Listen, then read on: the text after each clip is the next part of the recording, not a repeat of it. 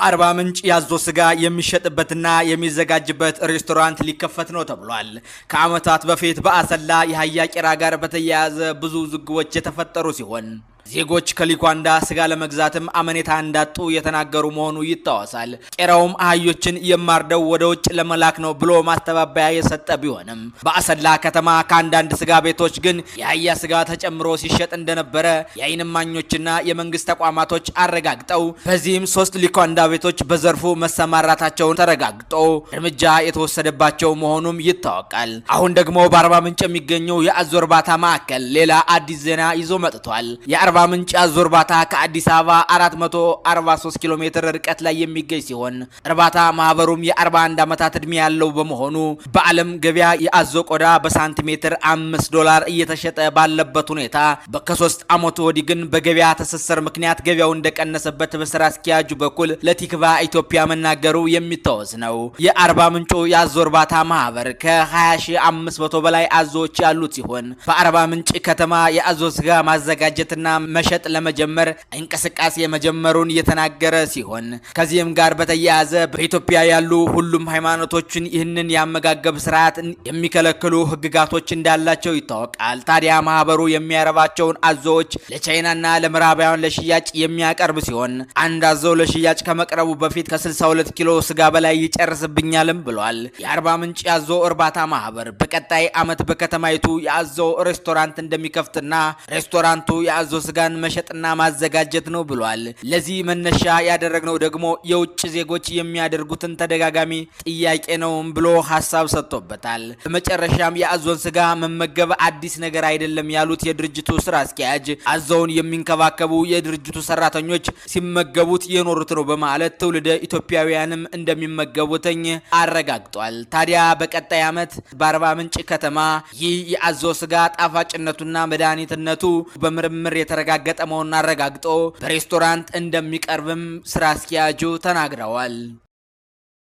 ሚኒስትር አብይ አህመድ ሶማሊያ ከመሄዳቸው በፊት ዓመታት የኢትዮጵያና የሶማሌ ላንድን ስምምነት መነሻ በማድረግ በትላንትናው የብልጽግና ወዳጅ ኢሳያስና የካይሮ መንግስት ሶማሊያ አቻቸው ጋር ኢትዮጵያን ለማዳከም በጋራ መስራታቸው የሚታወስ ነው። ታዲያ ፖለቲካ ቋሚ ወዳጅና ቋሚ ጠላት የላትምና የመቃዲሾ መንግስት ፊቱን ወደ ኢትዮጵያ እንደያዞር በአንካራ የተመከረ ሲሆን የረሲብ ጣይሩ ውይይትም ፍሬ አፍርቶ የመቃዲሾ መንግስት አዲስ አበባን እንዲጎበኝና እንዲነጋገሩ እድልን የፈጠረ ሲሆን ታዲያ ከሰሞኑ የብልጽግናው መንግስት ሶማሊያን በአየር ኃይሉ በኩል በውለታ ያሰራት ይመስላል። ትላንት ከሶማሊያ ጎነን ሲሉ የነበሩ ዛሬ የሶማሊያን ዋና ከተማ አልሸባብ ሊወራት ከተለያየ አቅጣጫ ወደ ዋና ከተማይቱ ሲመጣ እሰይ ማለትን መርጠዋል። ግብጽ ይህ አልበቃ ብሎ ትላንት በሶማሊያ ሰላም ማስከበር ዘርፍ እኔ ያለው የምን ኢትዮጵያ ስትል እንዳልነበር ዛሬ ግን የአልሸባብ እጭድና ክብሪት አቀባይ ሆናለች። ዶክተር አብይ ወደ ሶማሌ የመሄዳቸውን አስመልክቶ የአልሸባብ ታጣቂ ወደ ማቃዲሾ ኤርፖርት ሞርተር መተኮሱ የሚታወስ ነው። ታዲያ ይህንን አሜሪካ ስጋቴ ነው በማለት በመቃዲሾ የሚገኘውን የኤምባሲዋን ሰራተኞች ባላችሁበት ተቀመጡ፣ ምንም አይነት እንቅስቃሴም እንዳታደርጉ፣ ወደ ኤርፖርቱም እንዳትሄዱ ማለቷ የሚረሳ አይደለም። ታዲያ ይህንን ተከትሎ ቱርክና ኳታር አየር መንገዶቿን ወደ መቃዲሾ በረራ እንዳያደርጉም ከልክለዋል። ግብጽም በወረፏ የሶማሊያን ሰላም ረስታ አየር መንገዷ ከካይሮ መቃዲሾ እንቅስቃሴ እንዳያደርግ አየር መንገዷን ከልክላለች። ታዲያ ከሀገራችን አልፈን ለቀጠናው ሰላም እየሰራን ነው የሚለው የኢትዮጵያ መንግስት በአየር ኃይል በኩል ለሶማሊያ ሰላም አስተዋጽኦን አበርክቷል። የሶማሊያ መከላከያ ሚኒስተርም ይህንን እውቅና ሰጥቶታል። አዲሱ የሶሪያ መንግስት የጸጥታ ኃይሎችና በበሽር አልአሳድ ደጋፊዎች መካከል በተከፈተ ውጊያ 70 ሰዎች መገደላቸው ተነገረ።